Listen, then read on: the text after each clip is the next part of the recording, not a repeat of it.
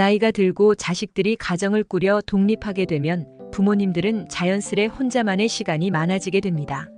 자식들과 함께 살 때는 자식들이 챙겨주기도 하고 아프지 않은지 물어보며 신경 써주었지만 이제는 나를 챙겨줄 사람이 없어집니다. 자식들도 본인의 가정과 일에 바빠서 부모님의 건강은 뒤로 미뤄지기 일쑤입니다. 이렇게 혼자 남겨지면 식사도 제때 챙겨 먹지 못하고 갑작스레 우울증이 찾아올 수도 있습니다. 실제로 혼자 사는 노인 중 단 17%만이 자신이 건강하다고 생각한다는 통계가 있습니다. 혼자 살수록 건강 관리에 소홀해지기 쉽습니다. 나이가 들고 혼자가 될수록 외로움을 느끼는 분들이 있습니다. 요즘 들어 부쩍 갑자기 화가 나고 눈물이 나고 열심히 살아도 사는 게 힘들고 좋은 일이 생기길 바라기보다는 아무 일이 없기를 바라는 마음이 커집니다. 요양병원에 들어가신 엄마를 유리창 너머로 보고 오니 밀려오는 우울감에 마음을 다스리기가 어려워지네요. 물론 외로움을 잘 타지 않는 성격이라 혼자서도 잘 지내고 잘 놀다가 갈 것 같다고 생각하는 분들도 계시겠지만 실제로 그 상황에 처하면 마음이 어떻게 변할지는 모릅니다. 그렇다면 자식들이 출가하고 혼자 남게 되어도 어떻게 하면 노후를 행복하게 보낼 수 있을까요?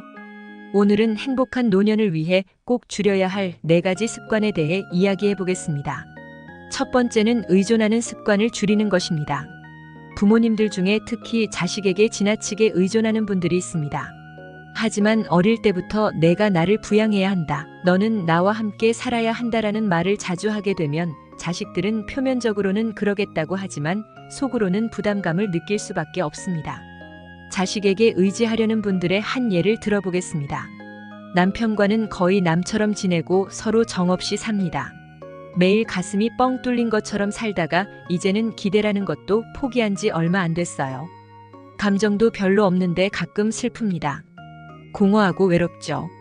딸이 둘 있는데 그 애들만 보고 삽니다. 정말 많이 의지해요. 속으로는 이 아이들에게 너무 기대고 나중에 커서라도 그 애들 덕에 웃을 날이 오겠지 생각하며 하루하루 버티고 있어요. 이렇게 살다 나중에 아이들이 저를 그냥 대하더라도 어쩔 수 없겠지만 그래도 그때까지 희망을 걸고 살아갑니다. 겉으로는 티를 내지 않아도 속으로 자식에게 기대려는 분들이 꽤 많습니다. 하지만 단언컨대 이런 마음가짐은 긍정적인 결과를 가져오지 않습니다. 말하지 않아도 자식들에게 그 의지하는 마음이 전해지며 자식들은 부담을 느끼고 죄책감을 안게 됩니다. 부모를 행복하게 해줘야 한다는 책임감까지 짊어지게 되는 것이죠. 언젠가는 이 아이들 덕분에 행복할 것이다가 아니라 지금 이 답답한 상황 속에서도 이 아이들 덕분에 행복하다, 고맙다고 생각하는 연습을 하세요. 사람으로 태어나 이 예쁜 아이들에게 엄마 소리를 듣는 것, 그 자체가 이미 큰 행복이며 더 바랄 것이 없습니다. 이 아이들은 나를 행복하게 해야 할 의무가 없고 각자의 인생을 살아야 합니다. 저 또한 내 인생을 살아야 한다는 것을 잊지 마세요. 내 행복은 내가 만들어야 합니다. 내 행복을 위해 자식의 인생을 인질로 삼아서는 안 됩니다. 자식을 알게 모르게 의지하며 키우면 자식은 겉으로는 부모 걱정을 하며 챙길지 몰라도 그 마음속에는 무거운 짐을 느끼게 됩니다. 결국 부모에게 매여 살지만 자식 자신도 행복하지 못하게 되는 경우가 많습니다. 이렇듯 자식이나 타인에게 의존하려는 습관은 반드시 줄여야 합니다. 그렇다면 이런 의존하는 습관을 줄이려면 어떻게 해야 할까요? 바로 취미 활동을 즐기는 것입니다. 자기 자신에게 집중하며 즐길 수 있는 활동을 찾는 것이 중요합니다. 나이가 들어도 즐길 수 있는 취미 3가지를 소개해 드리겠습니다.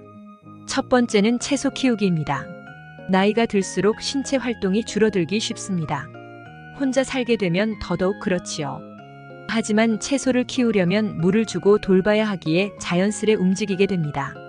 게다가 수확한 채소로 건강한 식습관까지 챙길 수 있습니다. 쉽게 키울 수 있는 방울토마토나 상추 같은 채소를 기르면 재미와 뿌듯함을 느끼실 수 있습니다. 실제로 은퇴 후 시골로 내려가 밭을 가꾸며 노후를 즐기시는 분들도 많습니다. 두 번째는 악기 연주입니다. 노년기에 악기를 배우면 치매 예방뿐만 아니라 우울증 개선에도 도움이 된다는 연구 결과가 많이 있습니다.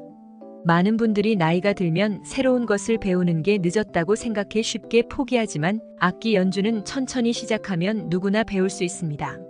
배우기 쉬운 악기부터 도전해보세요. 악기를 배우는 게 어렵다면 음악 감상만으로도 충분히 좋습니다. 음악을 듣는 것만으로도 심리적 안정감을 찾고 육체적, 정신적인 도움을 받을 수 있습니다.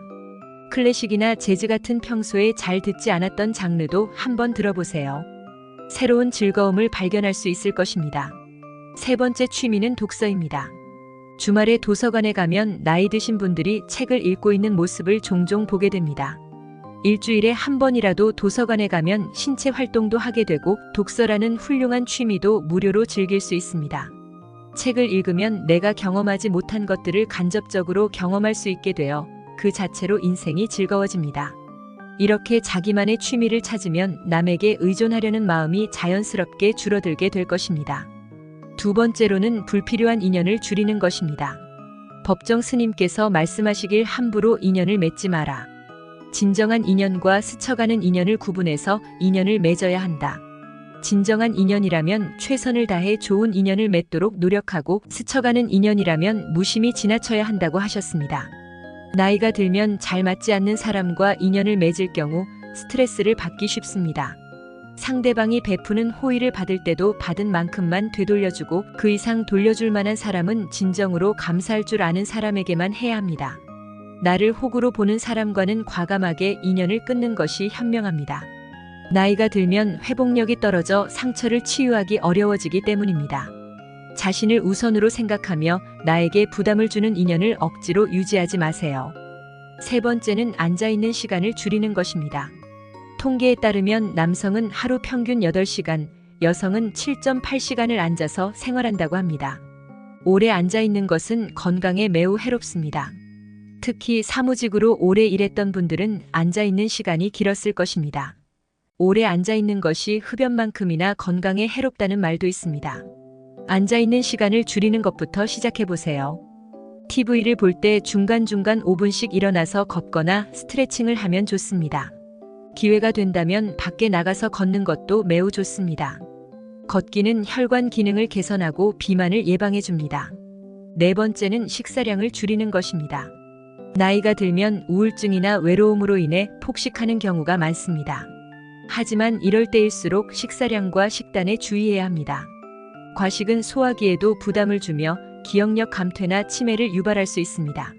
식사량을 줄이기 위해 천천히 먹는 습관을 들이고 하루에 1일 이상의 물을 섭취하며 육류나 튀김 같은 음식을 적당히 먹는 것이 좋습니다. 이렇듯 생활 습관을 조금씩 바꾸면 노후를 더욱 건강하고 행복하게 보낼 수 있습니다. 마음가짐이 중요합니다. 마음가짐이 잘된 사람의 외면이 흐트러지기는 어렵습니다. 마음가짐을 다잡고 행동으로 이어가는 것이 첫 단계입니다. 마음가짐만 흐트러지지 않는다면 여러분은 아직 젊기에 무엇이든 할 수 있습니다. 삶의 지혜, 지혜로운 삶. 우리가 인생을 살아가면서 지혜로운 사람이 되고 싶어하는 이유는 무엇일까요? 이건 간단합니다. 바로 나의 심신 건강을 위해서 그리고 내 자식, 내 가족들이 평안하고 지혜로운 삶을 살아갈 수 있도록 도와주기 위해서일 겁니다. 하지만 지금 세상이 그저 지혜만으로 살아갈 수 있는 세상일까요? 자녀 및 부모 부양으로 인한 노후 준비 무방비, 급여 인상이 물가 상승을 따라가지 못하는 상황, 초고령 사회 등의 뉴스만 보더라도 살아가기 힘든 세상임을 알 수가 있습니다. 실제로 평소 생활 속에서 직접 힘듦을 겪은 분들은 잘 아실 거예요. 자식도 부모에게 지혜보단 돈을 바라고 나 자신도 삶의 지혜보다도 행복한 노후를 보낼 수 있는 돈이 필요하지만 없던 돈이 갑자기 짠 하고 생겨날 일은 전혀 없죠. 결국 돈이 없으면 지혜로운 말도 어리석은 말로 치부되기 일쑤고 자식들 역시 이제 와서는 그저 잔소리 하시는구나 라고 생각할 수가 있습니다. 그만큼 세상이 변해버린 거죠. 그래도 저는 여러분들에게 애써 지혜로운 마음을 다잡은 것을 후회하지 마시고 그대로 정진하시라 말씀드리고 싶습니다. 제가 인생에 대한 유튜브를 운영하면서 많은 분들이 인생의 지혜보다도 돈을 더 우선시 하신다는 것을 모를 리가 없잖아요. 지금부터는 지혜와 금전을 갖춘 분들은 영상을 끄셔도 좋고 그게 아닌 분들은 제가 특별히 이벤트를 진행해 드리려고 합니다. 자식들에게 올바른 길을, 나에겐 행복한 노후를 선물할 수 있는 내용들이니 영상 끝까지 시청해 주시고요. 이벤트 내용은 제가 지난번에 진행했던 구독자분들과 함께하는 주식으로 수익 내기 이벤트를 재차 진행하려고 합니다. 당연히 100% 무료로 진행을 했고 여기 보면 아시겠지만 제가 지난번에도 저한테 지혜라고 남기신 모든 구독자분들께 이렇게 AI 관련 수혜주 중에 가장 급등할 확률이 높은 한 종목, 많은 종목도 아니라 딱 대원전선 한 종목을 여러분들에게 추천드렸습니다. 그러면서 정확히 얼마에 매수해야 하는지, 얼마 정도에서 팔아야 큰 수익을 볼 수 있는지 이런 부분들까지 여러분들에게 정확히 알려드렸었는데요. 실제로 어떻게 됐나요? 오른쪽을 보면 아시겠지만 제가 문자로 이 대원전선을 소개해드리고 나서 실제로 이렇게 300% 3배 이상의 급등이 나왔습니다. 그래서 당시에도 많은 구독자분들이 제가 드린 대원전선으로 수익을 볼 수가 있었는데요. 다시 한번 축하드립니다. 자, 이번에도 마찬가지입니다. 최근에 이슈되고 있는 게 자율주행의 완전 상용화이기 때문에 우리가 어떻게 생각해 볼 수 있을까요? 자율주행이 상용화되면서 가장 필요한 부품인 차량용 AI 반도체의 수요가 굉장히 커질 수밖에 없다. 그럼 그 중에서 과거 자율주행 관련주로 크게 오른 전적이 있고 차량용 반도체 매출이 계속해서 증가하고 있는 우리나라 기업들 중에 한 곳이 가장 크게 부각을 받을 수밖에 없겠구나. 당연히 우리가 이쪽으로 생각을 해야 된다는 겁니다. 그렇기 때문에 이번에도 지난번과 똑같이 지혜라는 문자를 보내시면 이번에는 차량용 반도체 관련주 중에 앞으로 대장주 역할을 하면서 가장 크게 급등하는 종목을 구독자분들에게 문자로 종목명과 매매하는 시점을 모두 알려드리겠습니다. 그래서 여러분들이 지혜로운 삶과 더불어 행복한 노후와 가족의 화합을 위해 주식으로 돈 버는 연습을 한번 해보시라 이렇게 말씀을 드리는 거고, 혹시라도 나는 주식을 하지 않는다 하시는 분들은 주변에 주식하시는 분들에게 추천을 해주셔도 되고, 아니면 연세가 있으셔서 투자가 어려우신 분들은 자녀분들에게 한번 사봐라, 이걸로 한번 수익을 내봐라 이렇게 스마트하고 지혜로운 조언을 해줄 수도 있겠죠? 그래서 지금 이 영상을 보시는 제 구독자분들 중에 나도 지혜로운 삶을 위해 이번 종목이 조금 궁금하다 하시는 분들은 누구나 상관없이 어느 시간대나 상관없이 연락하실 수 있도록 이렇게 이벤트 전용 번호를 항상 남겨놓고 있습니다. 이전처럼 똑같이 지혜라고 문자 보내시면 제가 이번에도 똑같이 무료 추천 급등주를 보내드리겠습니다. 이해되시죠? 여기 있는 이벤트 전용 번호로 지혜라고 보내시면 여러분들이 직접 지혜로운 삶을 위해서, 행복한 노후를 위해서, 자녀분들을 위해서 돈 버는 연습을 해보실 수가 있는 거고, 제가 돈을 받는 것도 아니고 투자를 대신해 드리는 것도 아니니까 부담 없이 신청하시면 되는 겁니다. 그리고 여러분들이 수익이 나면 저는 다른 것은 바라지 않습니다. 제 채널의 구독이랑 좋아요 한 번씩만 눌러주시라 이렇게 다시 한번 말씀을 드립니다. 여러분들의 행복하고 지혜로운 삶을 기원합니다.